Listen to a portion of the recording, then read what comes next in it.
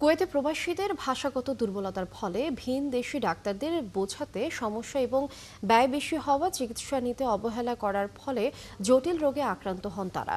প্রবাসীদের কথা চিন্তা করে বাংলাদেশ দূতাবাস কুয়েতের পৃষ্ঠপোষকতায় এবং কুয়েত কর্মরত পেশাজীবী বাংলাদেশিদের আয়োজনে ফ্রি মেডিকেল ক্যাম্প অনুষ্ঠিত হয়েছে। কুয়েত থেকে সহকর্মী সাদেক রিপনের পাঠানো তথ্যচিত্রে বিস্তারিত। কুয়েতে বর্তমানে প্রায় ৩ লাখের মতো প্রবাসী বাংলাদেশির বসবাস। তাদের বড় একটি অংশ শ্রমিক। সচেতনতার অভাব সহ নানা সীমাবদ্ধতায় পর্যাপ্ত চিকিৎসা সুবিধা পান না যাদের বেশিরভাগই। প্রবাসী বাংলাদেশিদের বিনামূল্যে চিকিৎসা সেবা প্রদানে কুয়েতে অনুষ্ঠিত হয়েছে বিশেষ মেডিকেল ক্যাম্প।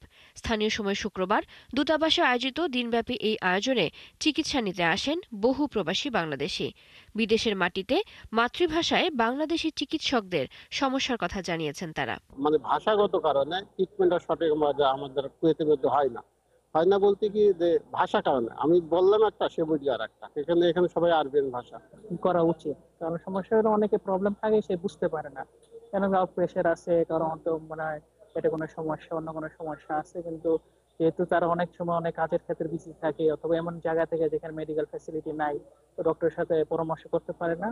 আমরা মেইন টার্গেট ওই পেশেন্টদেরকে স্ক্রিন আউট করা যায় না, আসলে আপনার প্রবলেমটা কি করা উচিত। অনুষ্ঠানের উদ্বোধন করেন কুয়েতে নিযুক্ত বাংলাদেশের রাষ্ট্রদূত major general Syed Tarek Hossain. Camp আয়োজনের সাথে যুক্ত স্বেচ্ছাসেবী চিকিৎসক ও পেশাজীবী প্রবাসীদের ধন্যবাদ জানান তিনি।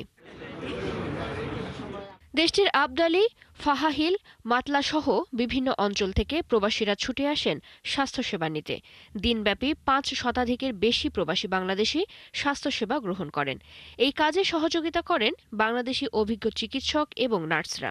ডায়াবেটিস পরীক্ষা, রক্তচাপ, ওজন মাপা সহ প্রাথমিক স্বাস্থ্য পরীক্ষা ও ওষুধ দেওয়া হয়। সপ্তাহে না হলে প্রতি মাসে একবার এই কার্যক্রম অব্যাহত রাখার দাবি জানান চিকিৎসা নিতে আসা প্রবাসী বাংলাদেশিরা। চৈতি সরোয়ার, ৭১।